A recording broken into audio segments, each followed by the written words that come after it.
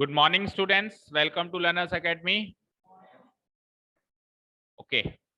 The next and the last topic of the chapter is graphical representation of cumulative frequency distribution. ठीक है, इसको बच्चे अक्सर for granted ले लेते हैं और क्योंकि कट जाता है, करीब करीब हर बार कट जाता है। कोरोना से तो करीब करीब कट ही रहा है, कोरोना के बाद से आई मीन, ठीक है। और वैसे भी कट जाता है जनरली, जब कोरोना नहीं था ना तभी भी इसको ज्यादा सीरियस नहीं लेते थे, ठीक है। बट जैसा कि मैंने कहा, कोई भी चीज लाइफ से नहीं कट सकती, कोई भी चीज लाइफ से कभी नहीं कर सकती। और हमारी तो इच्छा ये होनी चाहिए, आपकी घर से निकलते हुए इच्छा ये होनी चाहिए कि आज हम क्या नया सीखेंगे, है ना। मार्क्स वार्क्स तो सबके ही आते हैं, पूरी दुनिया के ही आते हैं। आप टारगेट बनाओगे आज मुझे कुछ नया सीखना है, तो देखना फिर ये मार्क्स वार्क्स तो पीछे पीछे आएंगे आपके। आप सीखने की इच्छा रखो बस, है ना। ओके, 3 इडियट देखिए ना, नहीं देखी?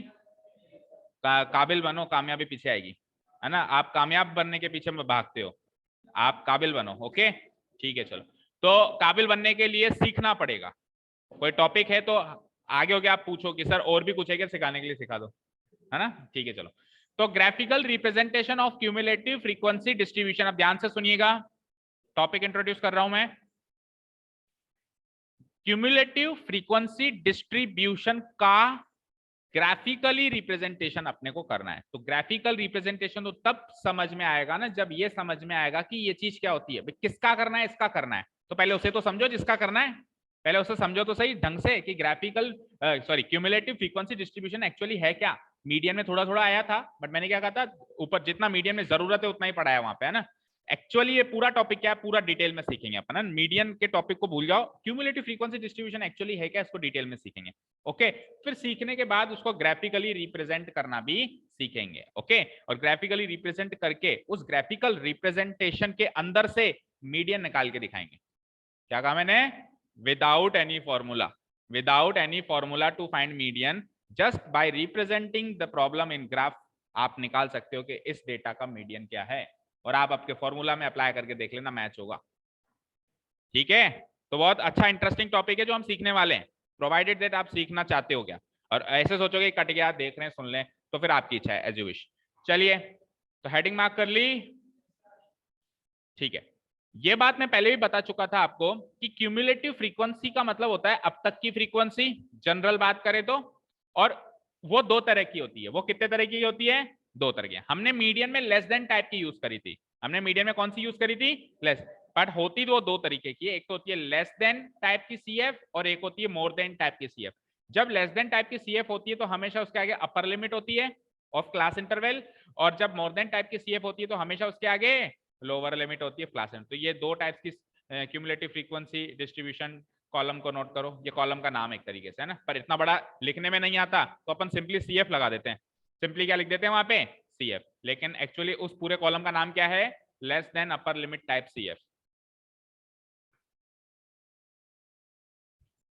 Less than upper limit type वाली सीएफ, और दूसरी कौन सी है? More than lower limit type वाली सीएफ।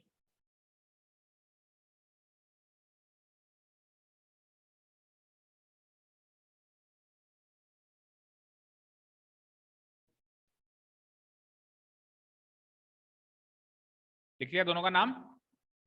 बट पूरा नहीं लिख पाते ना हम कॉलम में, तो हम सिंपली डाल देते हैं सीएफ। बट एक्चुअली क्या होती है वो? Less than upper limit type CF, या शॉर्ट में भी कहें अपर लिमिट भी ना कहे तो लेस देन टाइप की CF, less than type CF. Okay, ठीक है, क्योंकि अंडरस्टूड होता है कि लेस देन है तो अपर लिमिट है, मोर देन है तो लोअर लिमिट है। ओके, देखो क्या कह रहा है, when we convert the frequency column of a distribution table into less than CF column। देखो एक फ्रीक्वेंसी कॉलम मिलता है अपने को, मिलता है, मिलता है क्या? इस फ्रीक्वेंसी कॉलम को अगर हम लेस देन सीएफ वाले कॉलम में ट्रांसफॉर्म करते हैं या कन्वर्ट करते हैं, या फिर मोर देन सीएफ वाले कॉलम में कन्वर्ट कर देते हैं, ठीक है। तो अब जो टेबल है हमारे सामने, देखो पहले जो टेबल थी उसको क्या कहते थे? Frequency distribution table, general table जो होती है। लेकिन उसके फ्रीक्वेंसी कॉलम को हम ट्रांसफॉर्म करके या तो लेस देन सीएफ कॉलम में ट्रांस, अब करते कैसे वो भी बता दूंगा ना। ऐसे मानो कर दिया, फ्रीक्वेंसी कॉलम को हमने या तो लेस देन सीएफ कॉलम में कन्वर्ट कर दिया या फिर मोर देन सीएफ कॉलम में कन्वर्ट कर दिया। तो ऐसा करने के बाद वो जो फ्रीक्वेंसी डिस्ट्रीब्यूशन टेबल है उसका नाम फ्रीक्वेंसी डिस्ट्रीब्यूशन टेबल नहीं रहा, अब उसका नाम हो गया क्यूमुलेटिव फ्रीक्वेंसी डिस्ट्रीब्यूशन टेबल। क्या नाम हो गया उसका? Cumulative frequency distribution table. इसीलिए टॉपिक का नाम भी क्या है? Cumulative frequency distribution. Okay, clear? अब हमारे सामने, हमारे आंखों के सामने क्यूमुलेटिव फ्रीक्वेंसी डिस्ट्रीब्यूशन टेबल आ गई। एक बार अगर वो टेबल आ गई तो हम क्या कर सकते हैं, उस टेबल को ग्राफिकली रिप्रेजेंट कर सकते हैं। उन दो कॉलम्स को, कौन से वाले कॉलम्स को, less than C F column या फिर more than C F column, इन दोनों कॉलम्स को हम ग्राफिकली रिप्रेजेंट कर सकते हैं। अब ग्राफ में दो एक्सिस होती है, एक्स एक्सिस एंड, तो किस में क्या लेना है, किस में क्या लेना है, देखो एक बार है हमारे पास एक्स एक्सिस, एक बार है हमारे पास Y axis. Less than C F column को या more than C F column को जब हम रिप्रेजेंट करेंगे तो हम क्या करेंगे, एक साइड तो लेंगे ना ना क्लास इंटरवल, ऑब्वियसली एक जगह तो हम क्या लेंगे, क्लास इंटरवल, जो कि अभी कन्वर्ट हो चुकी है अपर लिमिट या लोअर लिमिट में। अगर लेस देन टाइप की है तो किस में कन्वर्ट हो चुकी है, लोअर लिमिट में, अपर लिमिट में नहीं, लेस देन में, हाँ लेस देन में अपर लिमिट में कन्वर्ट हो चुकी है। सारी चीजें कन्वर्ट हो गई ना, फ्रीक्वेंसी क्यूमुलेटिव फ्रीक्वेंसी में कन्वर्ट हो गई, और जो क्लास इंटरवल है वो below less than 10, less than 20, less than 30 इसमें कन्वर्ट हो चुकी है। तो हम एक एक्सिस पे तो लेंगे, देखो ठीक है। इसके आगे पढ़ो एक बार, फिर मैं लिखने का टाइम दे दूंगा ना। We can graphically represent this two columns which form curves. अब जैसे अपन ग्राफिकली रिप्रेजेंट करते हैं किसी भी चीज को तो कर्व बनता है, क्या बनता है, कर्व। हमने चैप्टर नंबर 3 में भी ग्राफिकली रिप्रेजेंट किया लीनियर इक्वेशंस को, तो स्ट्रेट लाइंस बनी थी ऐसे। अच्छा याद रखना, straight line is also a curve, straight line is also a curve. क्या होता है, ऐसा होता है, बस ये सीधा हो गया तो ऐसा हो गया, वो सीधा उसको पकड़ के से खींच दिया तो वो क्या हो गया, स्ट्रेट हो गया। तो straight line is also a curve, ठीक है। तो हमको क्या मिलेगा, हमको क्या मिलेगा, देखो आप अभी भी नहीं समझे, शक्लों से पता चल रहा है। लेट अस से ये ग्राफ है, लेट अस से ग्राफ, आपने इस पॉइंट इस पॉइंट इस पॉइंट को जोड़ा तो क्या बन गया, स्ट्रेट लाइन बन गई, ठीक है। आपने इस पॉइंट इस पॉइंट इस पॉइंट को जोड़ा तो क्या बन गया, कर्व बन गया। समझ में आई बात। तो अब आपके पास स्ट्रेट लाइन के पॉइंट्स आते हैं, आप स्ट्रेट, आपको लगता है कि स्ट्रेट लाइन ही बन रही है, स्ट्रेट लाइन तो केवल लीनियर इक्वेशन में बनती है। आगे जब डिग्री बढ़ेगी, क्वाड्रेटिक, क्यूबिक, पावर 4 सब में कर्व्स बनते हैं, सब में क्या बनते हैं, कर्व्स बनते हैं। Straight line is also a curve, याद रखना वो एक स्पेशल टाइप का कर्व है जो सीधा है, दैट्स इट, ठीक है ना। ओके चलो, तो हम कहाँ थे, तो हमको कर्व्स मिल जाएंगे, ठीक है। और जो कर्व्स मिलेंगे उनका नाम भी क्या हो जाएगा, less than ogive curve and more then, और जो लेस देन सीएफ कॉलम से बनेगा उसको क्या कहेंगे, लेस देन ओजीव कर्व, और जो मोर देन सीएफ वाले कॉलम से मिलेगा उसको क्या कहेंगे, मोर देन ओजीव कर्व। अच्छा दोनों कर्व एक ही ग्राफ पे बनाएंगे, सेम ग्राफ पे, दोनों कर्व, ऐसा नहीं कि अलग अलग ग्राफ होंगे, एक ही 2D ग्राफ पे हम लेस देन ओजीव कर्व भी बनाएंगे जो कि बनेगा लेस देन सीएफ कॉलम से, और मोर देन ओजीव कर्व भी बनाएंगे जो बनेगा मोर देन सीएफ कॉलम से, और इन दोनों कर्व्स का इंटरसेक्टिंग पॉइंट ही हमारा मीडियन होगा। ओके ठीक है। अच्छा ऑब्जर्वेशंस जो होंगे एक्स एक्सिस पे, यानी ऑब्जर्वेशंस मतलब वही क्लास इंटरवल, ऑब्जर्वेशंस क्या होते हैं, क्लास है। तो observations are taken on the X axis and frequencies are taken on the Y axis. भाई दो ही कॉलम दिए हैं उसने, ऑब्जर्वेशंस एंड फ्रीक्वेंसी, तो एक्स एक्सिस पे हम लेंगे ऑब्जर्वेशंस एंड वाई एक्सिस पे हम लेंगे क्या, फ्रीक्वेंसीज। द एक्स कोऑर्डिनेट, अब सुनो, जैसे मान लो एक कर्व मिला, ये थोड़ा क्लीन कर देता हूं मैं बोर्ड को, लेट अस से ये हमने लेस देन ओजी कर्व बना दिया ऐसे, है ना, और मोर देन ओजी कर्व मान लो ऐसे बन गया, ठीक है। तो इंटरसेक्टिंग पॉइंट तो मिल गया, लेकिन हर एक इंटरसेक्टिंग पॉइंट में if we are making the curves on a 2D graph, तो हर एक इंटरसेक्टिंग पॉइंट में दो कोऑर्डिनेट्स हैं, हर एक पॉइंट में ही दो कोऑर्डिनेट्स है। तो इंटरसेक्टिंग पॉइंट में भी दो कोऑर्डिनेट है भाई, ये सपोज करो पॉइंट मिल गया, तो इसके अगर कोऑर्डिनेट्स है मान लो लेट अस से 3,1 मान लो, 3,1, तो द क्वेश्चन इज कि 3 इज द मीडियन और 1 is the median, question is 3 is the median और 1 इज द मीडियन, क्या 1, median, mean, median, mode are always from the observation side. तो ऑब्जर्वेशन तो एक्स कोऑर्डिनेट पे लिए ना, समझ में आई बात। देखो इसके कोरस्पॉन्डिंग अगर मान लो ये 3,1 है, अगर ये मान लो 3,1 है तो यहाँ पे 3 है, यहाँ पे 3 है तभी तो ये 3,1 है भाई, यहाँ पे 1 है और यहाँ पे 3 है तभी तो ये 3,1 है। समझ में आई बात। अब ऐसे मत काउंट करना कि सर ये 3 और 1, वो तो ये तो रफ ग्राफ है ना भाई। इस पॉइंट के कोऑर्डिनेट 3,1 कब होंगे, जब यहाँ 3 और यहाँ 1 होगा तभी होंगे, ठीक है। ये तो ऑब्जर्वेशंस हैं, ये फ्रीक्वेंसीज हैं, तो फ्रीक्वेंसी के अंदर से कभी भी मीन मीडियन मोड निकलता है क्या, हमेशा कहां से निकलता है, ऑब्जर्वेशंस। तो देखो वहां पे वो चीज लिखी हुई है, the X coordinate, Y coordinate नहीं, क्या x coordinate corresponding to the intersecting point of less than ogive curve and more than ogive curve is the median of the given distribution table।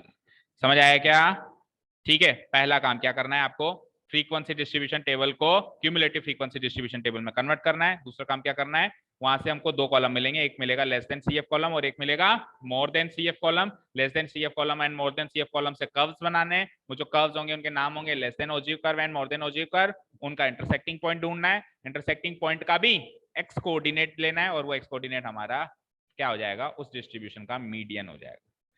ठीक है, ठीक है, दैट इज इट। अब question करेंगे तो समझ में आ जाएगा। चलो 2 मिनट दे रहा हूँ, फटाफट नोट करो, पेपर वर्क कंप्लीट करो जल्दी। एंड पीछे से मोनिका, सुप्रिया, कौन कौन बैठा है, लवी, क्या नाम है, मुस्कान। जब मैं समझा रहा हूं तो केवल समझना है, जब मैं नोट करने के लिए कहूंगा तभी नोट करना है। मैं समझा रहा था, आप लोग नोट करने में लगे हुए थे।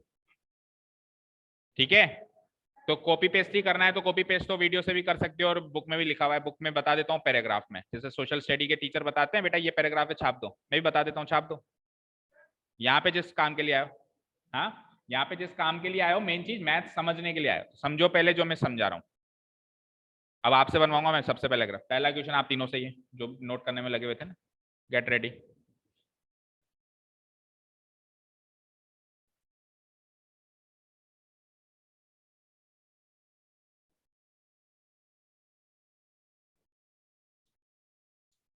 जब भी टीचर कुछ समझा है ना, तो एक चीज याद करना हमेशा, तरीका सुनो, जब भी कोई भी टीचर समझाए स्पेशली प्रैक्टिकल सब्जेक्ट में, तो try to make eye contact with him और हर। सब कुछ छोड़ के केवल उसकी शक्ल की तरफ देखना है, बुरी हो तो भी देखना है।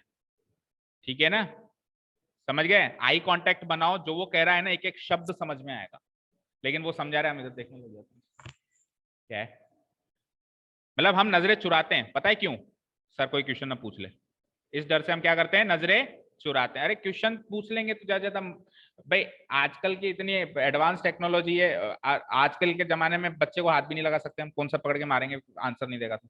हमारे जमाने में क्या होता था, आपको बताएं तो आपके रूह कांप जाए, होमवर्क नहीं करना तो हमारे लिए उल्टा लटकना होता था, और क्वेश्चन नहीं देना, बस क्वेश्चन गलत का मतलब जैसे आंसर बोलना शुरू किया और पहला वर्ड ही गलत बोल दिया और चांटा पड़ता था एंड टू एंड। मैं सर सुन तो लो, आगे सही है मेरा, अरे पहला गलत क्यों बोला तूने, ये जमाना देखा है हमने तो। और आज तो आप बच्चों को हाथ भी नहीं लगा सकते, ज्यादा से ज्यादा आप गलत कह दोगे तो मैं क्या कर दूंगा, खड़े हो जाओ भाई, इससे ज्यादा क्या करूंगा, बोलो कर सकता हूँ क्या। फिर भी आप लोग नजरें चुराते हो, भाई हमारा क्वेश्चन ना पूछ ले सर, गलत ना कर दे। तो आई कांटेक्ट बनाओगे तो चीजें अच्छे से समझ में आएगी, ये टेक्निक ट्राई करना आप, है ना। इवन थ्योरेटिकल सब्जेक्ट में भी काम करती है, जैसे हिस्ट्री का कोई चैप्टर चल रहा है और आपको पुरानी कोई बात बता रहे हैं सर की, है ना 1947 में ऐसे हुआ था, तो उसकी बात सुनने का एक ही तरीका है, आई कांटेक्ट। ठीक है, ओके, चलिए साइकोलॉजी की क्लास हो गई तो, ठीक है, नोट हो गया, करिए नोट। पेपर वर्क के लिए तो आपको वीडियो भी दे दिया जाता है, हर एक चीज सोच समझ के आपके लिए करी जाती है, लेकिन जिस चीज के लिए जो चीज दी जाती है उसका आप उस रूप में फायदा नहीं उठाते। अब वीडियो वगैरह इसलिए देते हैं भाई, आपका जैसे नोट्स लिखते टाइम कुछ रह गया तो आप वहां से कवर करो, बट आप तो नहीं नहीं सर मेरा रह गया, रुको पीछे करो ऊपर करो, जबकि आप चाहो तो ये चीज वहां कवर कर सकते हो। अभी आप अपने क्वेश्चन पूछो, इस टाइम को आप यूटिलाइज करो अपने मन के डाउट्स खत्म करने के लिए, लेकिन आप तो नहीं नहीं सर ऊपर करो, मेरा वो एक वर्ड रह गया, मेरी एक लाइन रह गई।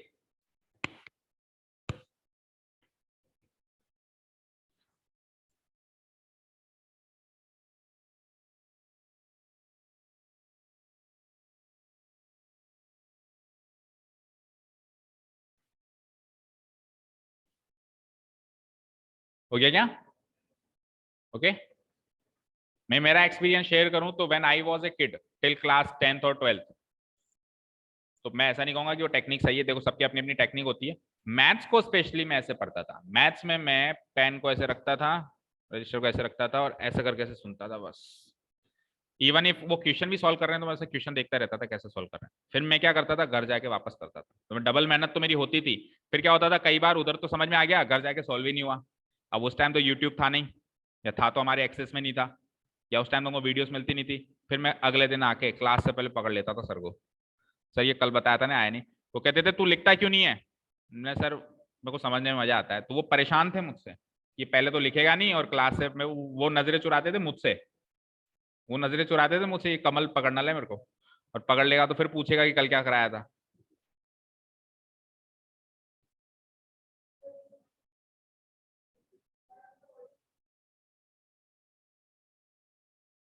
एक पर्टिकुलर क्लास की बात नहीं कर रहा हूँ, टिल पूरा जो स्कूलिंग हुई 11, 12, 9, 10 सारे टीचरों के साथ मेरा ऐसे ही 36 का आंकड़ा रहा है हमेशा। Okay clear? चले हम मुद्दे पे आए हैं ना।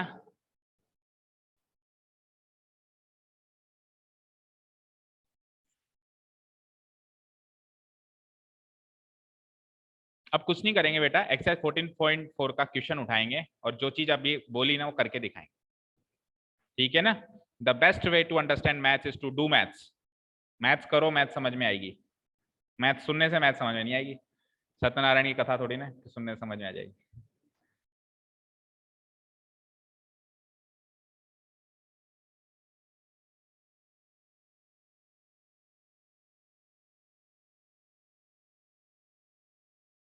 डन।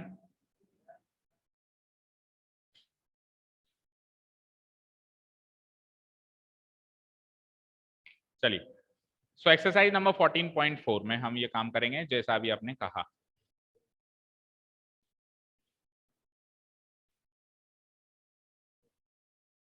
वैसे काफी इजी एक्सरसाइज है ये, मतलब बच्चे पता नहीं क्यों डरते हैं इस एक्सरसाइज से।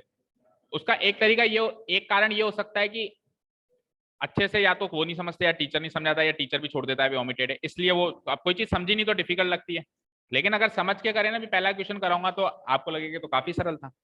ओके चलो, question number 1, let's read out question number 1। तो आपको ग्राफ्स लाने थे आज, आई टोल्ड यू। 14.3 में ही बोल दिया था कि 14.4 के स्टार्टिंग में ग्राफ्स लाने हैं। बोला था कि नहीं बोला था? किस किस के पास है बताओ? विदाउट ग्राफ्स कैसे करोगे बेटा? सोच के आया करोगे आज कराएंगे क्या सर, ये तो आपको सोच के आना चाहिए। किस किस के पास है बताओ? 1 2 3 4, बस दैट्स इट, 5 बस। और किसी के पास भी नहीं है? आपके पास कितने कितने ग्राफ्स हैं? चलो उठ के बांटना शुरू करो, एक एक दो सबको, वापस देना भी इसको। जिस जिसके पास है दान करो आज, दानदाता बनो। कल वापस देना सब लाके इनको अपना अपना पेज, जल्दी करो, क्विक। सौम्या तेरे पास है? नहीं है? एकता है ना आपके पास? दो सबको दो, लो। एक इसको दो, एक गोनिका को दो। गोनिका आपके पास भी नहीं है? एक सौम्या को दो। तो एक एक ही दिलवाऊंगा, क्वेश्चन तो मैं सारे करवाऊंगा, फिर बाकी के आप आपकी नोटबुक में एडजस्ट करो, समझे क्या? एक एक तो मैं दिलवा रहा हूं, बाकी फिर आप एडजस्ट करो कैसे करोगे। Okay ready? सबके पास ग्राफ है अभी? सबके पास ग्राफ्स हैं अभी? चलिए, तो ये बैग वैग हटाओ, ये बैग वैग हटाओ, तभी ग्राफ करने का मजा आएगा। और एक काम करो, एक जना उठ के आ गया, लवी का उठ के आ गया। Not more than 2 students should be there in 1 bench. और बिल्कुल आराम से तसल्ली से ग्राफ वर्क किया करो। क्या हुआ?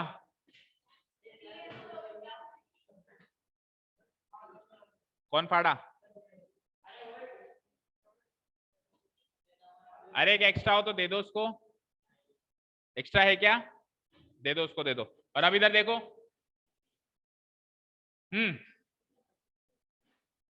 एक्सरसाइज नंबर 14.4 का क्वेश्चन नंबर 1 रीड आउट कर रहा हूं, जिसको समझना है समझ लो, बार बार नहीं समझाऊंगा। The following distribution gives the daily income of 50 workers of A factory. ये प्रेजेंटेड डेटा है मेरे पास एक फैक्ट्री के 50 वर्कर्स की डेली इनकम के बारे में। ऐसा कैसा क्वेश्चन पहले भी आया था, मेरे को ऐसा याद आ रहा है। 100 रुपए से 120, 12 वर्कर्स थे, आया था मीडियन में या मीन में आया था ना।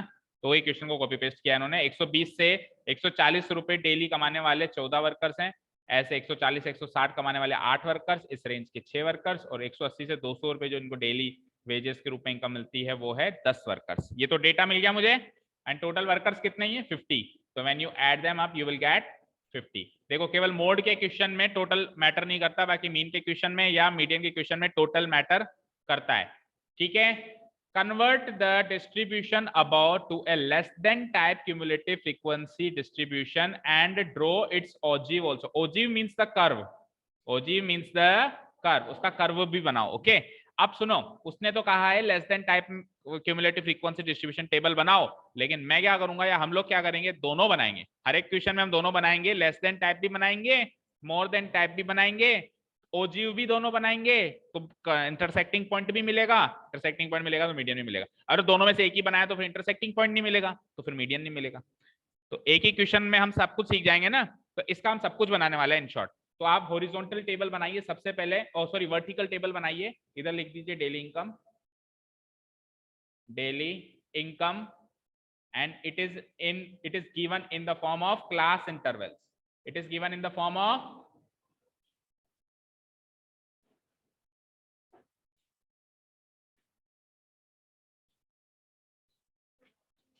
नहीं, ये टेबल तो ग्राफ में क्यों, हाँ भले बना लो, पीछे की साइड जगह रहती है ना, कहीं भी बनाओ एज यू विश, ये इसके बारे में मुझसे मत पूछो। आपको ग्राफ शीट अवेलेबल करवा दी, अब आप देख लो, ग्राफ में बना लो। अब पहले या तो कॉलम देख लो कितने आ रहे हैं कितने नहीं आ रहे, देख लो। एक तो ये कॉलम बनेगा, नंबर ऑफ वर्कर्स मेरा हो जाएगा फ्रीक्वेंसी, जनरल फ्रीक्वेंसी जिसको कहते हैं, नंबर ऑफ वर्कर्स। देखो दो ये दो ये दो ये 6 कॉलम होंगे। अब देख लो 6 कॉलम हैं क्या उसमें, 6 कॉलम बन जाएंगे as you wish. Number of workers, ये हो जाएगी मेरी फ्रीक्वेंसी, ये हो जाएगी मेरी फ्रीक्वेंसी।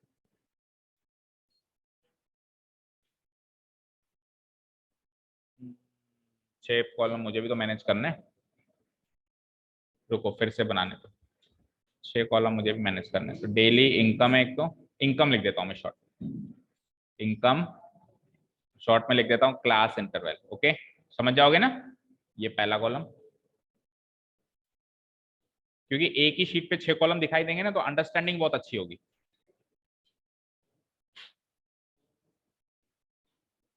इनकम के बाद क्या है, नंबर ऑफ वर्कर्स,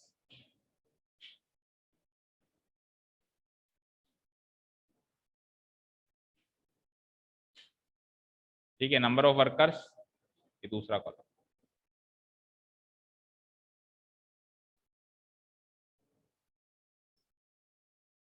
ठीक है, तो income is in the form of class interval and number of workers obviously क्या कहलाती है, क्या कहलाती है, फ्रीक्वेंसी।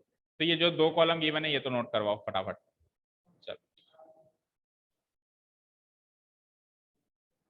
ठीक है, बोलो क्या क्या है। डेली इनकम कितनी है सबसे पहले, मतलब क्लास इंटरवल 100 से 120, 100 to 120, then 120 to 140, then 140 to 160, then 160 to 180, and then finally 90 to 200, that means इसके बाद आएगा टोटल।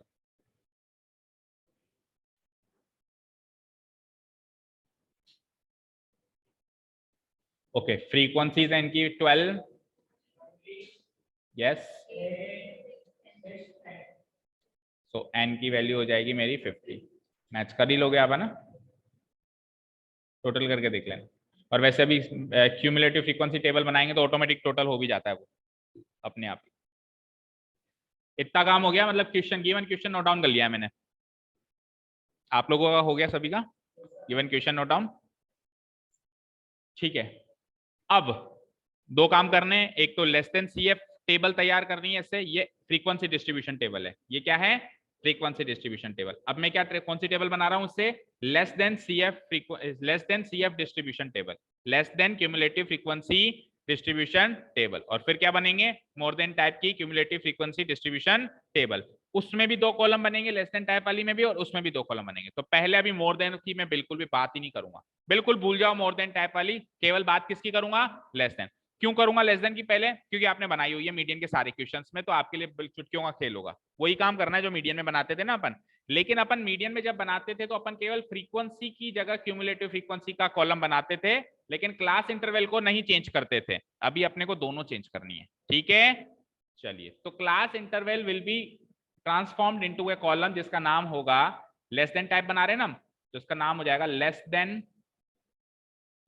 देन टाइप की class interval, less than type class interval. थोड़ा सा बड़ा बनाओ, less than type class interval. And then इस कॉलम का नाम हो जाएगा less than type C F. इसका नाम क्या हो जाएगा, बोलो, less than type C F. चलो कॉलम तो अब बना ही लो, बाकी भी फिर उस पर काम हम बाद में करेंगे। तो अगला क्या हो जाएगा, more than type class interval, और मोर देन टाइप CF।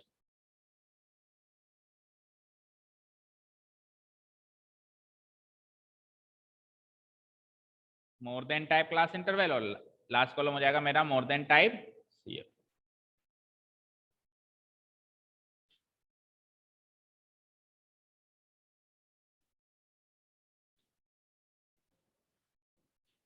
तो 6 कॉलम की हेडिंग मिल गई ना हमको, ठीक है। अब जब अपन मीडियन का क्वेश्चन करते थे तो अपन इसको सिंपली क्या लिख देते थे, CF, पूरा नाम नहीं लिखते थे, पर एक्चुअली वो क्या थी, वो लेस देन टाइप की CF थी। सिमिलरली मोर देन टाइप की CF भी हो सकती है, ओके।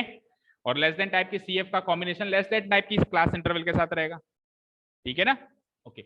अब चलो लेस देन टाइप की क्लास इंटरवल वाला कॉलम रेडी कर रहा हूं। तो लेस देन टाइप की क्लास इंटरवल वाले कॉलम में सबसे पहले तो लिख दूंगा मैं less than less than less than, सब में क्या लिख दूंगा, लेस देन। बोलो आगे क्या हो जाएगा, लेस देन, लिख दो less than less than less than, लिख दिया सबने। तो याद रखना इंग्लिश में लेसर देन नाम का कोई टर्म या कोई वर्ड नहीं होता, कई बच्चों में देखा लेसर देन, लेस ही होता है, ओके। लेस, लेस की कंपैरेटिव डिग्री होती है, नहीं लेस, लेस के बाद क्या आता है, नहीं नहीं होता है, लेसर देन होता ही नहीं है। इसकी पॉजिटिव डिग्री क्या होगी वो सोचती है अपने, लीस्ट तो वो सुपरलेटिव डिग्री हो गई ना, लीस्ट तो सुपरलेटिव डिग्री हो गई, कंपैरेटिव डिग्री यही है less. What is the positive degree वो सोचना है। लो लेस लिस्ट, लो लेस लिस्ट, लो मतलब कम, लेस मतलब किसी के कंपैरिजन में कम, और लिस्ट मतलब सबसे कम।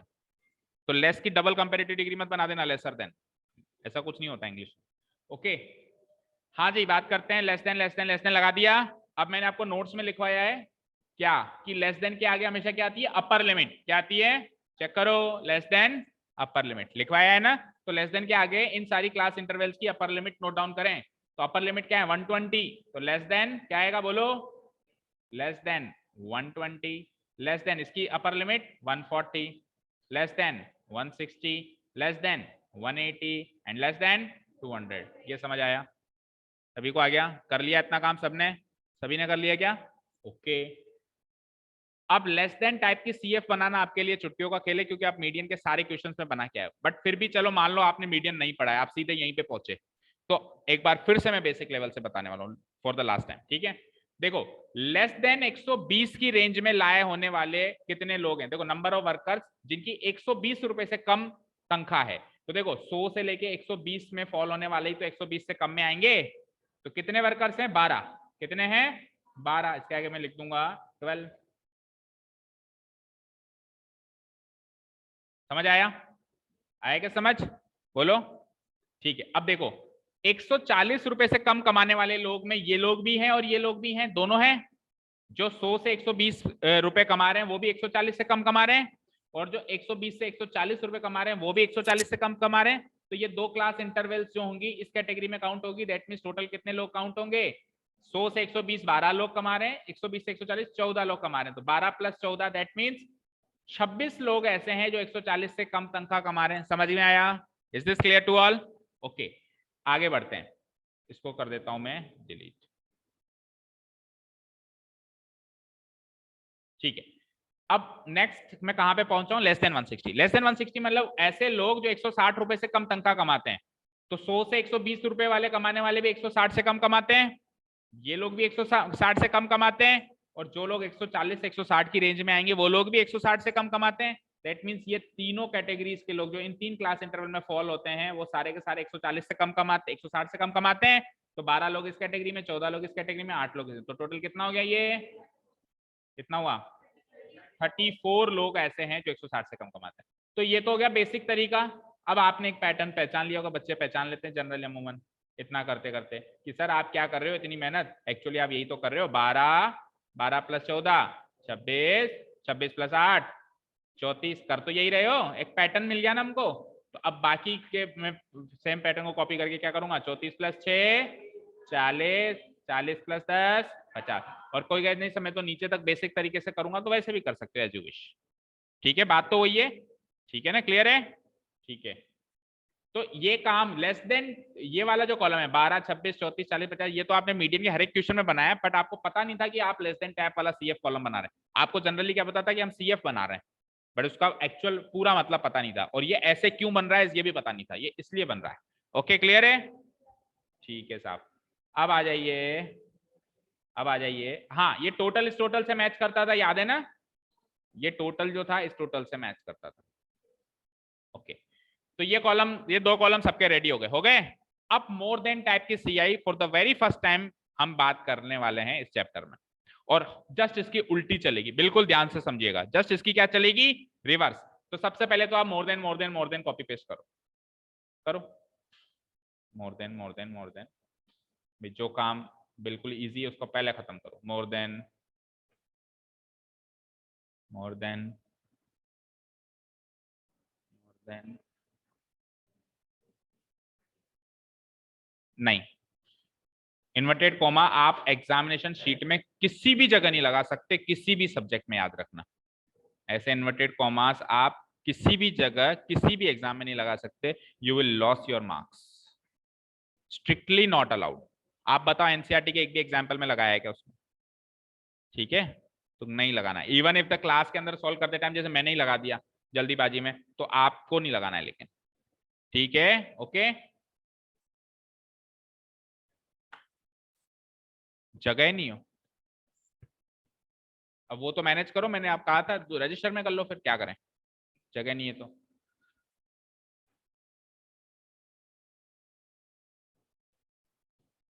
देखो, एग्जाम में अगर लेस देन मोर देन दोनों बनाने पड़े तो ही प्रॉब्लम है, वैसे जनरली या तो लेस देन बनवाता है या मोर देन।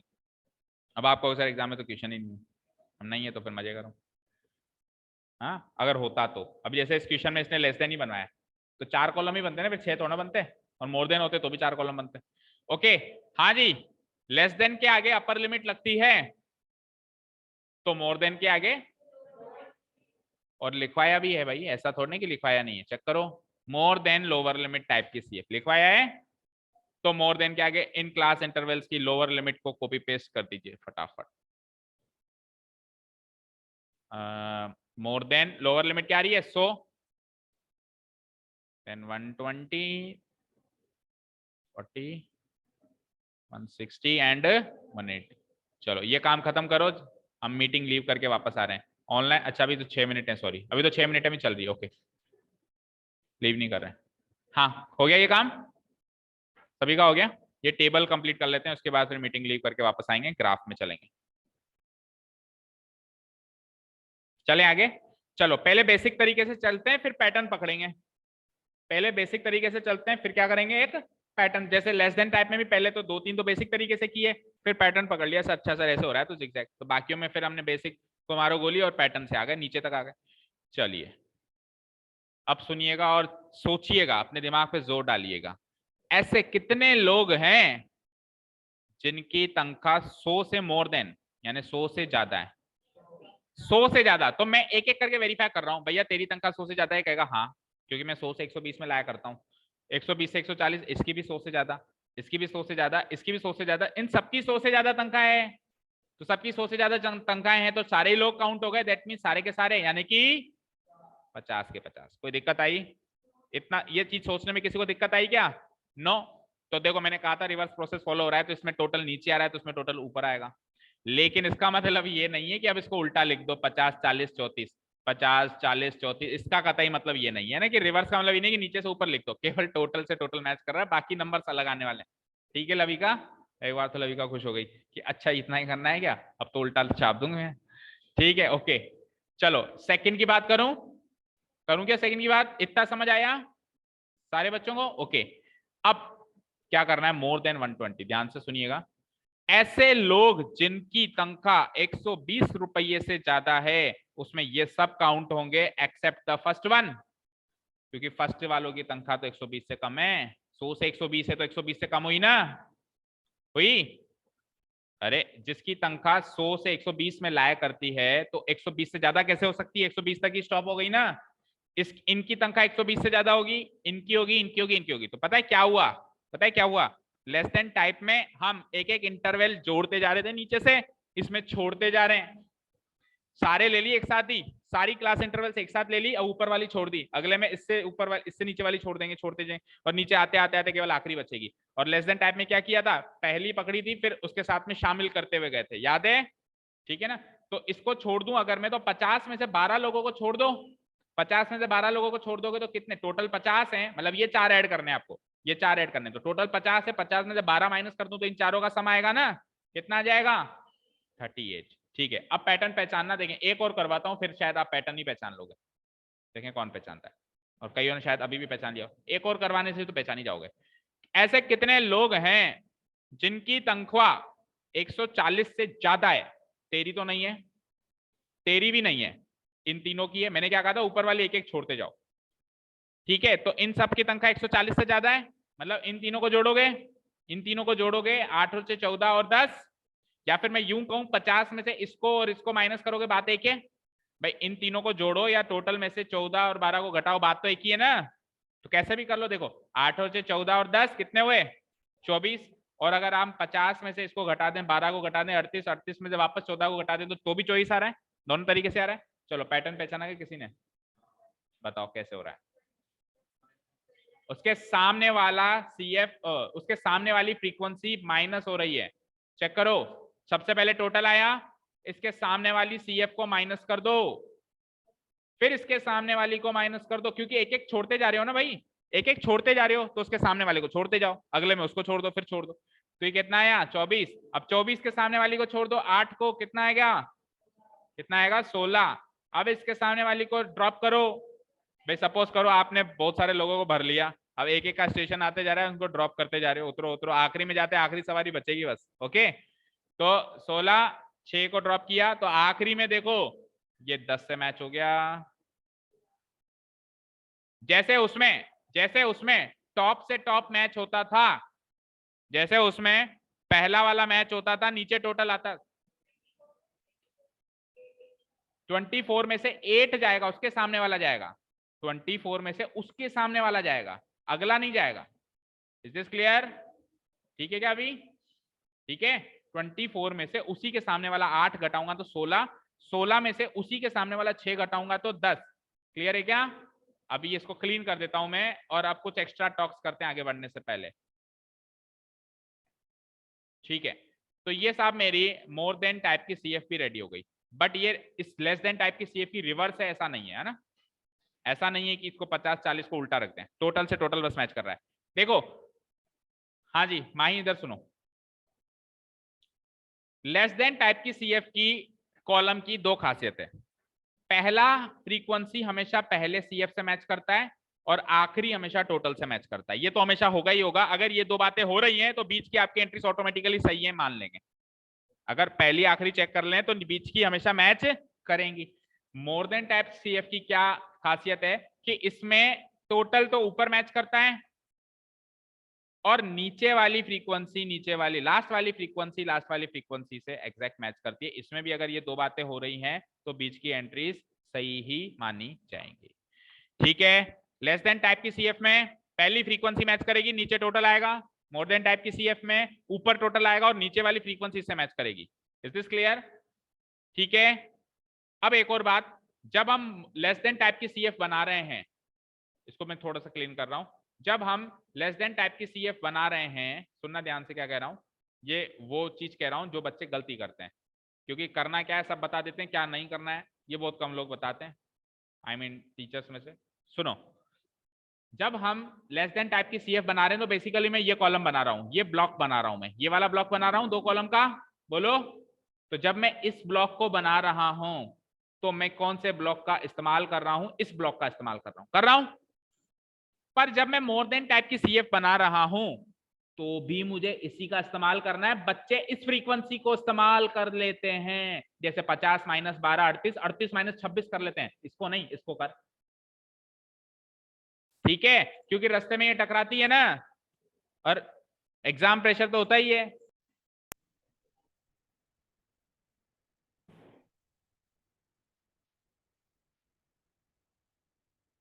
आ जाओ भाई जल्दी आ जाओ,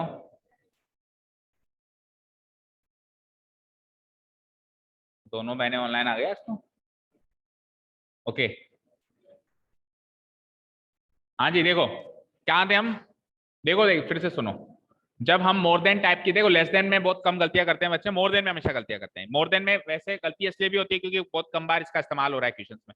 और फिर जब मोर देन जब हम बनाने लगते हैं तो बीच में लेस देन वाला बन चुका होता है, तो ये बन चुका होता है ना, तो ये खटकता है आंखों को। खटकता क्या है मतलब बीच में रास्ते में पड़ता है। जैसे आप दो यश मिलने तो गया उससे, लेकिन बीच में ही इसने रोक लिया, और क्या हालचाल है, सारा टाइम यही खा गया इसका, है ना। तो उस तरीके से ये बीच में कहीं ना कहीं रोक लेता है कई बार। तो कहने का मतलब ये है कि जब हम मोर देन टाइप की सीएफ बना रहे हैं या हम लेस देन टाइप की सीएफ बना रहे हैं, कुछ भी बना रहे हैं, हमारा मतलब केवल ओरिजिनल टेबल से होना चाहिए, यानी फ्रीक्वेंसी डिस्ट्रीब्यूशन टेबल से ही होना चाहिए। लेस देन का मोर देन से नहीं होना चाहिए और मोर देन का लेस देन से नहीं होना चाहिए। इस गलती को करने से प्लीज बचें। देखो इतने क्लियर बता रहा हूं ना, फिर भी देखना एक आध बच्चा कर देगा, एग्जाम जब टेस्ट लेंगे कर ही देगा, देखने कौन नहीं करता है ना। Take it as a challenge की ध्यान रखूंगा मैं, या ध्यान रखूंगी। ओके चलिए अब ग्राफ शीट पे आ जाइए भैया। ग्राफ शीट पे आप X axis and Y axis draw कर दीजिए फटाफट। और एक बात आपको किसी ने बताई है, किसी महात्मा ने ये बात बताई हो आपको तो सुन लो, नहीं तो मैं बता देता हूं कि स्टैटिस्टिक्स वाले चैप्टर में whenever you use graphs you will have the maximum proportion of first quadrant। आप स्टैटिस्टिक्स वाले चैप्टर में जब भी ग्राफ यूज करेंगे तो ज्यादातर काम फर्स्ट क्वाड्रेंट से पड़ेगा। तो हम एक्स एक्सिस वाई एक्सिस कहां ड्रॉ करेंगे, सुन लो, एक्स एक्सिस जितना हो सके नीचे, पर इसका मतलब ये नहीं कि बिल्कुल नीचे, थोड़े से 3-4 लाइंस ऊपर, ताकि कुछ नोट डाउन करने का टाइम इस जगह मिल जाए। और वाई एक्सिस जो है जितना हो सके लेफ्ट में, बट इसका मतलब ये नहीं है कि बिल्कुल लेफ्ट में, 2-3 लाइन इधर छोड़ के, ताकि इधर भी कुछ नोट डाउन करने का हमको स्पेस मिले। हाँ लेकिन ये काम हम थर्ड चैप्टर में नहीं करते थे। थर्ड चैप्टर में बीचों बीच एक्स एक्सिस बनती थी, बीचों बीच वाई एक्सिस बनती थी, क्योंकि वहां फर्स्ट सेकंड थर्ड फोर्थ चारों क्वाड्रेंट का यूज होता था। यहाँ पे केवल यूज होता है फर्स्ट क्वाड्रेंट का और थोड़ा बहुत बाकियों का, तो इसलिए उसका मैक्सिमम प्रोपोर्शन आपको बनाना है। पूरे स्टैटिस्टिक्स चैप्टर में ऐसा होगा। ओके तो X axis and Y axis जिस टेक्निक से मैंने आपको कहा, जो जो बातें ध्यान रखते हुए आपको करना है, वो बातें ध्यान रखते हुए जल्दी से बना दो। मैं भी बना देता हूँ, चलो बन गई मेरी तो, ठीक है। और देखो मैंने भी जो बात कही है वैसे उस चीज का मैंने भी ध्यान रखा है। देखो मैंने एक्स एक्सिस नीचे रखी है, वाई एक्सिस जितना हो सके लेफ्ट में रखी है, इससे ज्यादा स्क्रॉल नहीं हो रहा है। ओके सो मैक्सिमम प्रोपोर्शन मेरे पास फर्स्ट क्वाड्रेंट का है यूज करने के लिए।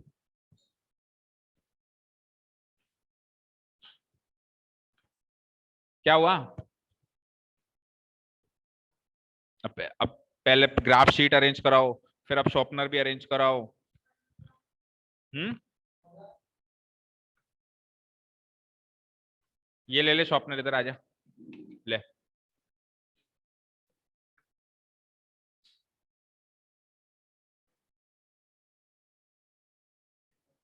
तेरे को डॉक्टर ने बोला था कि पीछे देख के हंसना जरूरी है हर 2 मिनट में, है?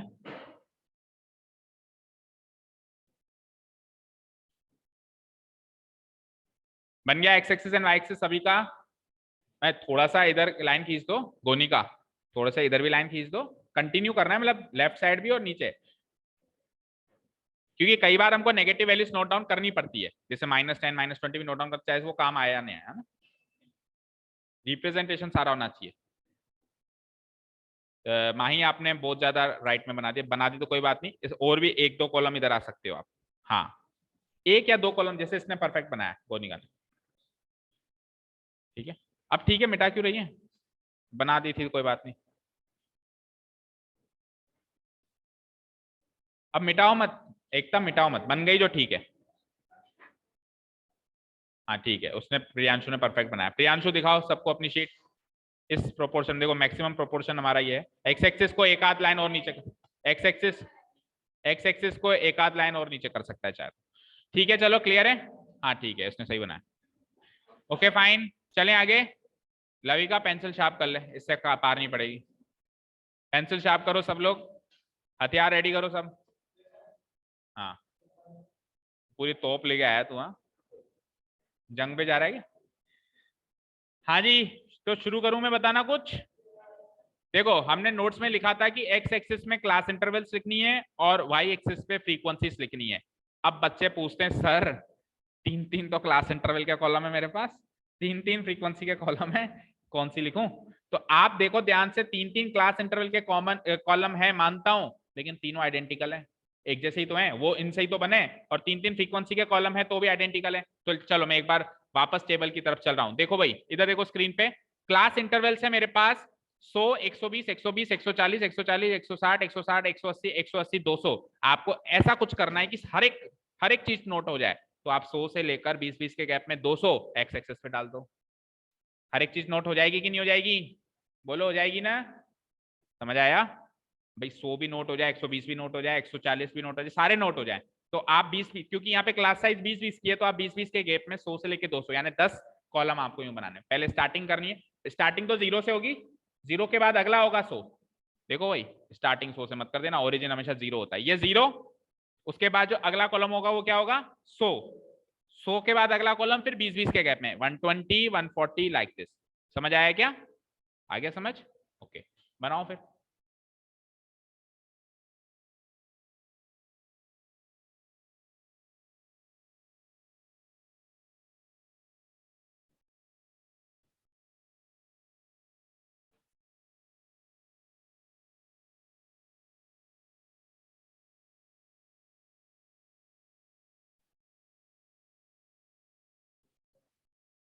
उसकी बात करेंगे, लगाना है वैसे, सही कह रहे हो आप।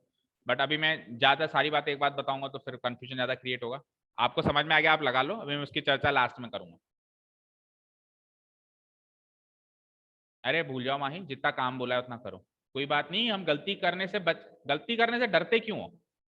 गलती करना इज ए गुड हैबिट। आप गलती करोगे तो याद रहेगा कि अच्छा ऐसे भी करवाया था सर ने, है ना? हाँ, गलती करके फिर उसको रिपीट मत करो, that is not a good habit. Okay. हाँ जी, कहाँ खो गए हम?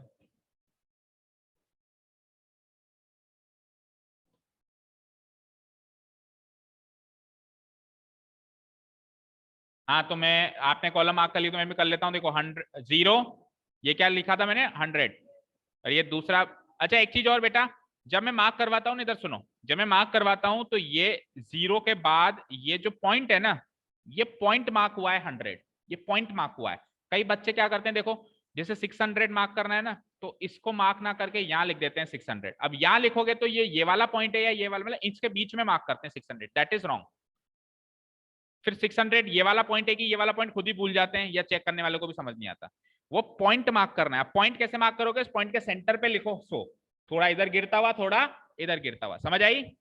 नहीं आई अभी भी? बोलो। आ गई। तो देखो जैसे ये 100 मार्क किया, अब ये पॉइंट पे मार्क करना है मुझे 120, तो मैं थोड़ा इधर और थोड़ा इधर इस तरीके से मार्क कर सकता हूँ ना, थोड़ा इधर गिरता हुआ, थोड़ा इधर गिरता हुआ। अच्छा फिर भी अगर लंबा है तो आप हॉरिजॉन्टली भी लिख सकते हो, ऐसे ऐसे हॉरिजॉन्टली भी लिख सकते हो, 100, 120, 130, मतलब ऐसे आड़ा करके पेपर को, नहीं समझे? ऐसे जैसे ये 100, ये 120, ऐसे आड़ा करके भी लिख सकते हो, ठीक है ना? अगर फिर भी उसमें स्पेस में नहीं आ रहा है तो दोनों ऑप्शन है आपके पास। और वैसे 100, 120 तो ज्यादा बड़ा नंबर है नहीं, तो इससे ही आ जाएगा। 120 के बाद ये वाला पॉइंट हो जाएगा मेरा 140, देन ये वाला पॉइंट हो जाएगा मेरा 160, देन ये वाला पॉइंट हो जाएगा। 20-20 का गैप ले रहे हैं ना हम, तो फिर तो 5 ही बनेंगे, मैं तो सोच रहा 10 बनेंगे। ओके 5 ही बनाओ। 160, और ये क्या हो जाएगा? 180, देन ये क्या हो जाएगा?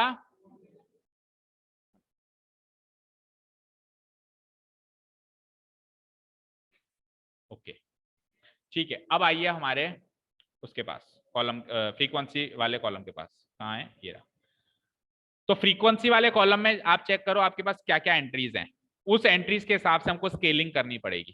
क्या क्या एंट्रीज है, उन इसके एंट्रीज के हिसाब से आपको क्या करनी पड़ेगी? स्केलिंग करनी पड़ेगी। तो आपके पास फ्रीक्वेंसी वाले कॉलम में गिरी से गिरी एंट्री है 10, और बड़ी से बड़ी एंट्री है 50। तो 10 और 50, तो हम या तो 10-10 का गैप ले लें तो भी काम चल जाएगा, या फिर हम 5-5 का गैप ले लें तो भी काम चल जाएगा। तो बोलो 5-5 का गैप लें वाई एक्सिस पे, या तो अच्छा स्टैटिस्टिक चैप्टर में ये भी खासियत है, आप एक्स एक्सिस पे अलग स्केलिंग कर सकते हो, वाई एक्सिस पे अलग स्केलिंग कर सकते हो, अथॉरिटी है, ठीक है। जबकि ऐसा लीनियर इक्वेशन वाले चैप्टर में ग्राफ बनाते थे तो नहीं होता था, वहां पे जो एक्स एक्सिस पे स्केलिंग होती थी वही, जैसे 1 सेंटीमीटर में 2 यूनिट इधर आ रहे हैं, 2 4 6, तो इधर भी 1 सेंटीमीटर में 2 4 6 आए। ओके क्लियर है? स्टैटिस्टिक्स में आप एक्स एक्सिस पे अलग स्केलिंग कर सकते हो। जैसे एक्स एक्सिस पे आपने 20-20 की स्केलिंग करी ना, 120, 140, 1 सेंटीमीटर में 20 यूनिट आपने उसके अंदर रखे, तो जरूरी नहीं है कि यहाँ पे 20 रखने, यहाँ पे आप 5-5 रखो, 10-10 रखो, जो भी रखो, पर सेम रखना, एक ही फ्लो में रखना। तो बोलो 5-5 से आगे बढ़ोगे या फिर, तो काम ये वाले लोग आएंगे, देखो ये वाले लोग आएंगे और ये वाले लोग आएंगे, ये वाले लोग नहीं आएंगे, इसको मत देखना ना। तो इनमें से आप इनकी एंट्रीज देखो, देखिए 24 है, तो आप ये भी सोचो कि अगर आप 5-5 से लोगे तो 24 कैसे मार्क होगा, 38 कैसे मार्क, ये सारा सोच समझ के आपको स्केलिंग करनी है, ऐसे नहीं अल्टप्पे कर दी और फिर बाद में सोच रहे हैं ये कैसे आएगा। तो अगर आप 10-10 से मार्क करते हो तो सारे ही आ जाएंगे, 38 भी आराम से आ जाएगा। 4 से करोगे नहीं, 4 से तो बहुत ज्यादा कॉम्प्लिकेटेड हो जाएगा, या तो 5 से करो या 10 से, बोलो कितने लोग 5 वाले हाथ खड़े करो, तो मैक्सिमम मेजोरिटी देखेंगे। और 10 वाले, 10 वाले, चलो ठीक है, तो अभी 10 से करते हैं एक बार, है ना, ठीक है ठीक है। तो 10-10 की मार्क कर लो आप, 0 10 20 30 लाइक दिस, 0 10 20 30 लाइक दिस आप मार्क करो।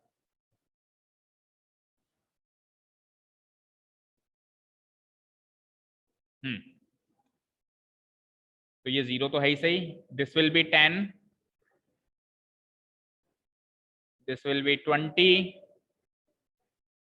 30 40 और 50। अच्छा एक दो एक्स्ट्रा भी बना दिया करो, जैसे 200 के बाद 220 भी बना दो, कोई प्रॉब्लम नहीं। ये 220, 220 के बाद, एक मिनट रुको थोड़ा खिसक गया है आगे, 100 200, ये 100 120 140 160 180, इतने सही है 220, and this will be what 240। ऊपर नीचे भी बना सकते हो, ये भी अलाउड है।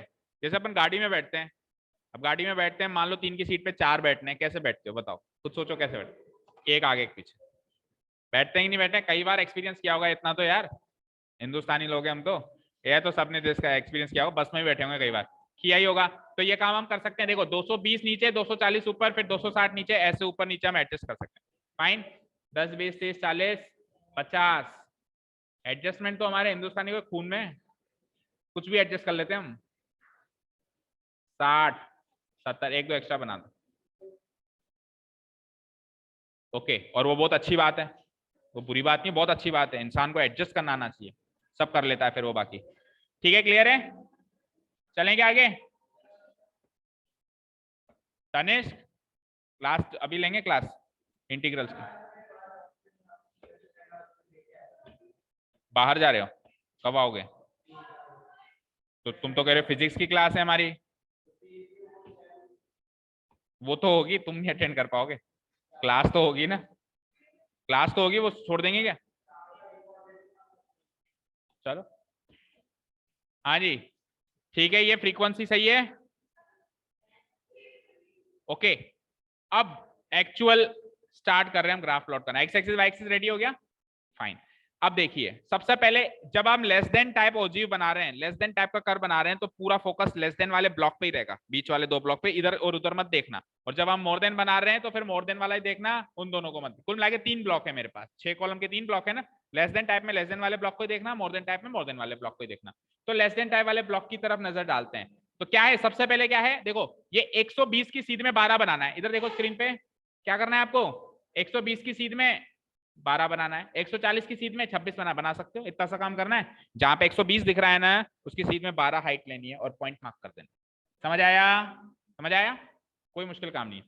120 की सीध में 12, ओके, तो 120 ये रहा, 120 की सीध में 12, 12 कैसे मार्क करोगे, 10 से 2 छोटी लाइनें ऊपर, 10 से 2 छोटी लाइंस ऊपर, लगभग यहाँ पे, लगभग यहाँ पे। अब मेरे पास तो वो क्या मिलीमीटर वाली इसमें स्केलिंग है नहीं, तो लगभग यहाँ पे आ रहा है, 10 से थोड़ा सा ऊपर, ओके ना, एडजस्ट कर लोगे वैसे भी। नेक्स्ट, ओके, 140 में क्या है 26, 140 में क्या है 26, 140 की सीध में 26 पे मार्क करो पॉइंट। 26 मतलब क्या होगा, 20 और 30 के बीच में, और 20 और 30 के एग्जैक्टली बीच में तो 25 होगा, और उससे 1 मिलीमीटर ऊपर, या यूं कहूं 20 से 6 मिलीमीटर ऊपर, एक ही बात है, या यूं कहूं 30 से 4 मिलीमीटर नीचे, कैसे भी मान लो, ठीक है, जिसको जैसे समझ में आए। भाई कोई 30 से आता है 26 पे, कोई 20 से जाता है 26 पे, कोई 25 से जाता है, सबके अपने अपने तरीके, ओके। जब हम ये मार्क कर रहे हैं तो देखो एक चीज नोटिस करना, ये हर एक लाइंस पे ये पॉइंट मार्क होंगे, जो लाइंस है ना, देखो इधर स्क्रीन पे देखो एक बार सब लोग बेटा, इधर देखो सब लोग, ये पॉइंट्स जो होंगे लाइंस पे मार्क होंगे, कभी भी ये बीच में मार्क नहीं होंगे इनके। अगर बीच में मार्क हो रहे हैं तो समझ लाना हमने कोई ना कोई गलती करी, ये लाइंस के ऊपर मार्क होंगे। ओके ठीक है। नेक्स्ट 160 की बता दो मुझे, बार बार देखना पड़ता है। 160 की सीट में कितनी क्यूमुलेटिव फ्रीक्वेंसी है? देखो ये तो है हमारी क्लास इंटरवल और ये क्या है हमारी फ्रीक्वेंसी, और ये फ्रीक्वेंसी नहीं है एक्चुअली, ये क्या है क्यूमुलेटिव फ्रीक्वेंसी। एक्चुअली ये क्या है बेटा क्यूमुलेटिव फ्रीक्वेंसी तो है। कितना आ रहा था 160 की सीट में 34। 34 का मतलब 10 20 30 और 30 से 4 मिलीमीटर ऊपर जाओ 31 32 33 34। ठीक है 160 के बाद 180 में कितना है 40 एग्जैक्ट 40 एग्जैक्ट 40। Okay fine. और उसके बाद 200 में 50 200 में 50।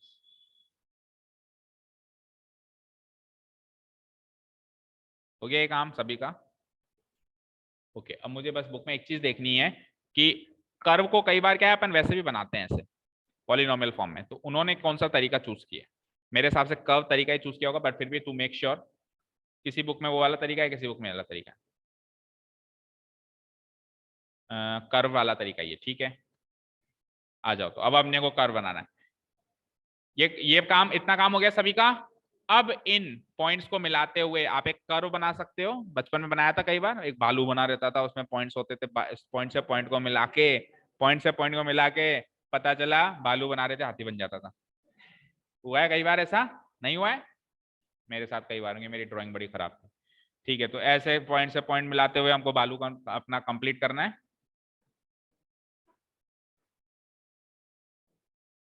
ठीक है बन गया कर्व। ये जो कर्व बना है ये क्या बना है लेस देन ओजीव कर्व, क्योंकि ये लेस देन सीएफ वाली टेबल से बना है। इसका नाम क्या है इसका नाम लेस देन। और अभी अपन नाम भी मार्क करेंगे, पूरा काम हो जाए फिर लास्ट में नाम भी मार्क करेंगे। हाँ जी एक चीज किसी ने नोटिस करी हो तो बताओ कि ये जो कर्व है ये हमेशा बढ़ता है, ये कभी भी नीचे नहीं आएगा, क्योंकि क्यूमुलेटिव फ्रीक्वेंसी हमेशा बढ़ती जाती बढ़ती जाती बढ़ती जाती। तो इसको कहते हैं इंक्रीजिंग कर्व। क्या कहते हैं इसको? Ever increasing curve. It can not decrease at any point. ये कभी भी ऐसे घूम के ऐसे नहीं आएगा, ये कभी भी ऐसे घूम के वापस नीचे नहीं आएगा। बाकी कर्व्स तो ऐसे भी होते हैं, अभी आपने ट्रिग्नोमेट्री पढ़ रहे हो 11th में सीखोगे साइन थीटा का कर्व होता है कॉस थीटा का, सबके कर्व्स होते हैं ना। तो कर्व तो ऊपर नीचे इंक्रीजिंग डिक्रीजिंग सारे होते हैं, बट ये एवर इंक्रीजिंग कर्व होता है। और एवर इंक्रीजिंग कर्व आपको बता दूं कुछ फंक्शंस होते हैं हमारे मैथ्स में जैसे लॉगरिथमिक फंक्शंस एक्सपोनेंशियल फंक्शंस, उनके रहते हैं, तो उससे मिलता हुआ ये कर्व बनेगा हमारा। ठीक है चलो अब बारी किसकी है मोर देन ओजेव कर्व। अब किसकी बारी है बेटा? तो जो काम पहले वैसे किया वैसे क्या वैसे ही। अब मोर देन ओजीव कर्व की जो कहानी है देखो, इसकी कहानी कहां से चालू हुई 120 से। इसकी कहानी कहां से चालू हुई 120 से, लेकिन उसकी कहानी 100 से शुरू हो जाएगी। उसकी कहानी 100 से शुरू हो जाएगी क्योंकि पहला कॉलम क्या है मोर देन 100 लोअर लिमिट है ना। तो मोर देन 100 में कितनी क्यूमुलेटिव फ्रीक्वेंसी ली है? कौन सी ले रहे हो? एक मिनट, कौन सी ले रहे हो भाई? ये लेनी है ये मतलब पूरे इसी ब्लॉक की बात कर रहा हूं मैं, इन दो ब्लॉक को भूल जाओ। इस मोर देन 100 में ना 12 लेनी है ना 12 ही लेनी है ना 120 लेनी है, क्या लेनी है इसी ब्लॉक की बात कर रहा हूं 50 लेनी है। ठीक है ना? तो मोर देन 100 में 50। अब आप देख देख के बताए जाना, हिंट तो मिली गया आपको। बताओ 100 में तो 50 पे ले जाऊं सीधे, पॉइंट मार्क कर दिया है मैंने। नेक्स्ट मोर देन 120 में 36 36 36 है ना 38 है। ओके 38 मतलब 40 से दो कम 40, देसी भाषा में कहते हैं ना 2 कम 40। ओके बोलो मोर देन 140, मोर देन 140 बोलो 24। तो 24 विल बी समवेयर अराउंड 20 से 24 के बीच में, मतलब 30। ये पहले वाला पॉइंट क्या मार्क हुआ था बताना जरा? लेस देन हाँ 26 मार्क हुआ था, तो ये 26 है तो इससे थोड़ा सा नीचे होगा, उसमें मर्ज मत कर देना ना। वो 26 मार्क हुआ था, ये भी नजर रखा करोगे पहले वाला क्या मार्क हुआ था। लेट से पहले भी 24 ही मार्क हुआ था, तो फिर तो इंटरसेक्टिंग पॉइंट ही यही है। अगर पहले वाला भी 24 मार्क हुआ था और अभी वाला भी 24 ये मार्क हो रहा है तो फिर तो 100% इंटरसेक्टिंग पॉइंट ये। बट नहीं है ऐसा, वो 26 था और ये क्या है, और थोड़ा सा और मैं नीचे करता हूं ताकि मिल ना जाए। ठीक है clear? Okay what about next more than 160 बोलो 16। अब ये डिक्रीजिंग कर घटता जा रहा है घटता जा रहा है ना, 16 लगभग यहाँ पे। और मोर देन ये कितना था 180 10 एग्जैक्ट 10 ये वाला। चलो इसको कनेक्ट करते हैं, चलो इसको कनेक्ट करते हैं। तो ये वाली लाइन इससे टकराएगी करीब यहाँ पे, देखो आपकी भी यही टकरा रही है क्या? बारीकियों का खेल है भाई, बड़ी बारीकी से करना है। ओके, अब ये जो इंटरसेक्टिंग पॉइंट है ये देगा मुझे मीडियन, और मैं इसको फॉर्मूला से वेरीफाई करके बताऊंगा आपको।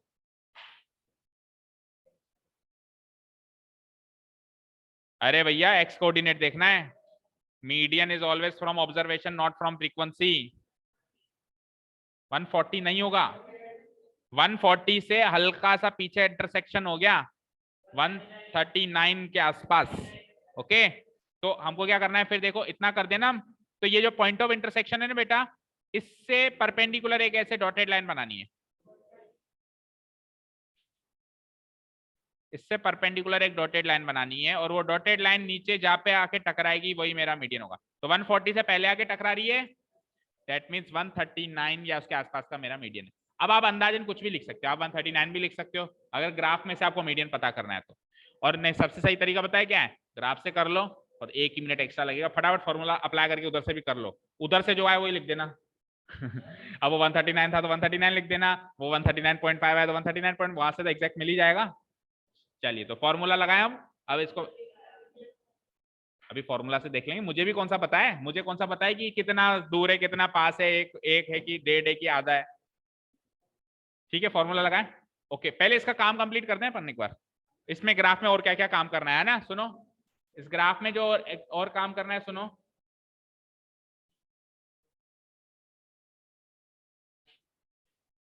देखो बेटा, इस ग्राफ में और क्या क्या काम करना है, इनका नाम लिखना है पहले तो। ये कौन सा ग्राफ है, ये कौन सी ओजीव है, less than type ogive, less than type की ओजीव, यानी लेस देन टाइप सीएफ से बनी हुई है ना, तो इसका नाम क्या है, लेस देन टाइप ओजीव। और ये कौन सी है, इसका नाम क्या है, मोर देन टाइप ओजीव। कुछ एक्स्ट्रा काम भी होते हैं ना ग्राफ में, वो खत्म करें एक बार। स्केल लिखेंगे, उससे पहले ये हेडिंग डालो, ये क्या था, ये क्या था,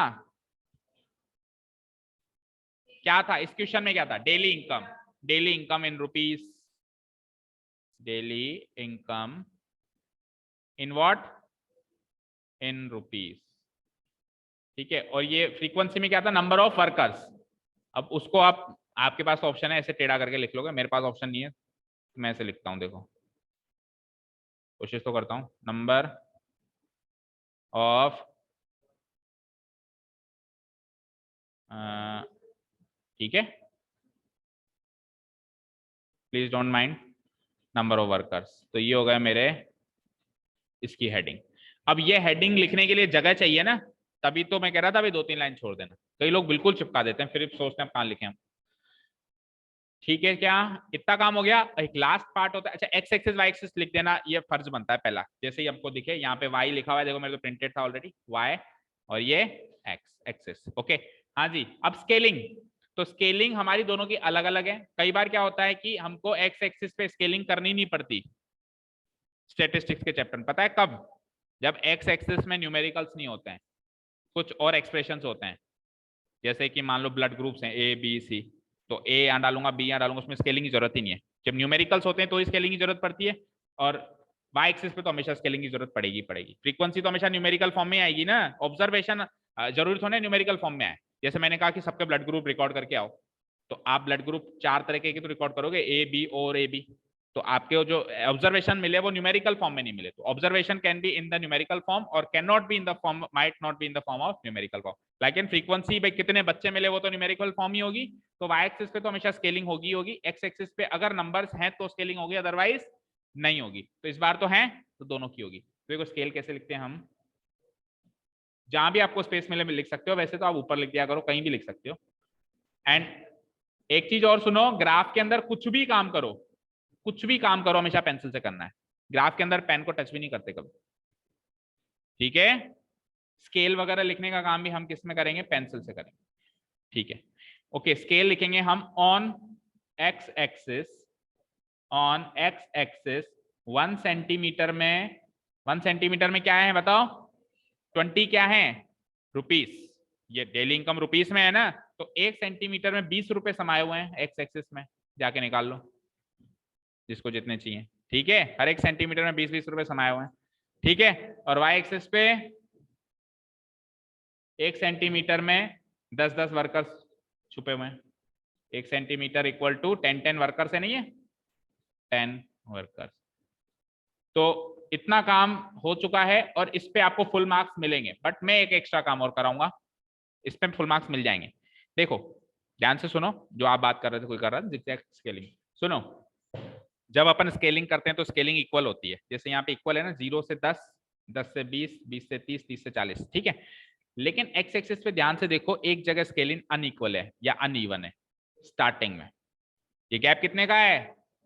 बाकी तो गैप 20-20 का है, बट स्टार्टिंग गैप कितने का है? 100 का। तो एक तरीका तो ये है, एक तरीका तो ये है कि आप 0 के बाद 20 बनाओ, 40 बनाओ, 60 बनाओ, 80 बनाओ, 100 बनाओ, 120 बनाओ, और जो 0 से लेके 100 है वो कोई काम नहीं आएगा, तो वो उतना पोर्शन आपका ग्राफ का आपको खाली दिखाई देगा। तो खाली दिखाई देगा तो दिखाई देगा, आप ये काम भी कर सकते हो। और आपने कहा यार सर खाली क्यों बनाऊं, मैं सीधे 100 से बनाता हूं। अब कब तो वो करना चाहिए, कब ये करना चाहिए, जब 2-3 कॉलम ही बचते हैं, जैसे 0 से लेके 100 में 5 कॉलम ही बचते तो आप कर सकते थे। लेकिन मान लो स्टार्टिंग ही होती 500 से, अब 500 तक खाली बनाते क्या? 500 तक खाली बनाते क्या? 0, 20, 40 से करके 500 तक खाली बनाते, उसके बाद भरना शुरू करते, इतना तो ग्राफ ही नहीं है ना। तो उसमें तो मजबूरी होती थी 500 से स्टार्ट करना हमारी, ठीक है। तो जब ऐसी मजबूरी आ जाए या बिना मजबूरी के भी आपने डायरेक्ट 100 से स्टार्ट कर दिया है, तो इसको कहते हैं जिगजैग स्केलिंग। क्या बोलते हैं इसको?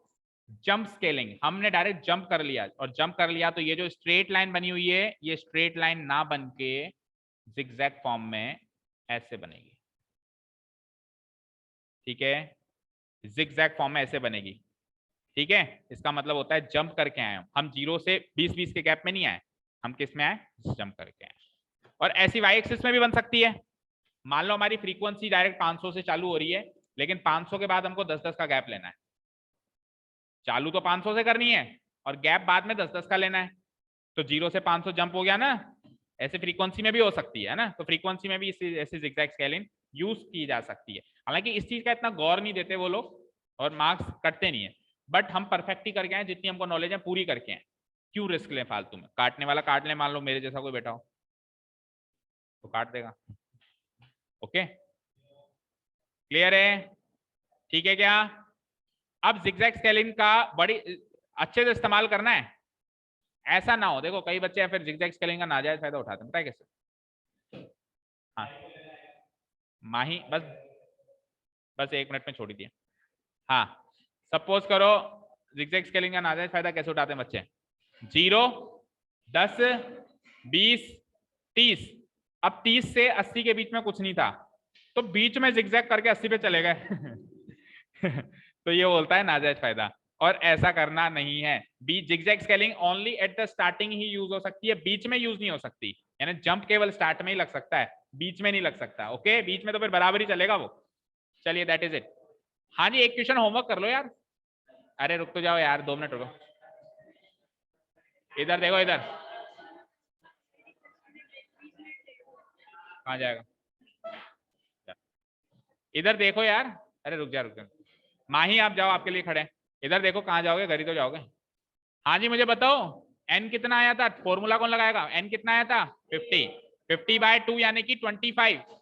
और सी एफ लेस देन वाली तैयार करी थी ना हमने, क्या बनी हुई थी बताओ एक बार जल्दी से। किसी ने मीडियन क्या है तो बताया नहीं मुझे। 12, 26, 34, 40, 50। n/2 यानी कि 25 से जस्ट बड़ा, 25 से जस्ट बड़ा, दैट मीन्स ये मीडियन क्लास ही हो गई। बोलो एल, एल क्या आएगा? 120। n/2 यानी कि 25 माइनस सी एफ कितना है इससे पहले वाला? 12। इसकी फ्रीक्वेंसी कितनी है और गैप कितना है? 20। 13/20 करना। तो 2 से 10 टाइम, 2 से 7 times, 120 plus 130/7। It will be 120 plus 7 1 जा 7, कितना बचा? 60। 7 8 जा 40, 7 5 जा 35, अगेन 40, तो 18.55। That means what? 138.5 approx. 138.5 approx आपकी लाइन रहेगी। 57 मान लो, एक डेसिमल प्लेस पे लिखेगा तो एक भी बड़ी मुश्किल से लिख पाएगा ग्राफ में, दो तो बहुत दूर की बात है। 138.5 तक ही पहुंच पाएगा तो ज्यादा से ज्यादा, ठीक है ना? क्लियर है? ठीक है क्या? Okay, so this is the median. So can I say what is the median? This is the median. इधर मार्क कर दूंगा मैं 138.5 rupees is the median of this data. Without formula हमने पता किया. हाँ एक मिनट. क्वेश्चन नंबर 3 होमवर्क है. क्वेश्चन नंबर 3 में वही सेम काम करना है जो अभी किया. Less than type CF, more than type CF, less than type ogive, more than type ogive, intersecting point, median by using graphical, by using formula, और फिर मैच करना है कि सही आया कि नहीं आया. हो जाएगा. हाँ ठीक है ना. फिर मैच करना है कि आपका मैच हुआ कि नहीं हुआ. ठीक है काफी है. एक क्वेश्चन जो बचता है फिर कल बात करते हैं उसके बारे में, इसके बारे में. ठीक है ना. ओके कल इस चैप्टर के बाकी डाउट्स भी ले आओ. ये क्वेश्चन के बाद टाइम बचेगा ना, तो आप इस चैप्टर से रिलेवेंट सारे डाउट्स ले आओ कल जो भी हैं, और परसों हम टेस्ट लेंगे इसका. Okay thank you so much for listening to us. Have a nice day. Keep learning and bye.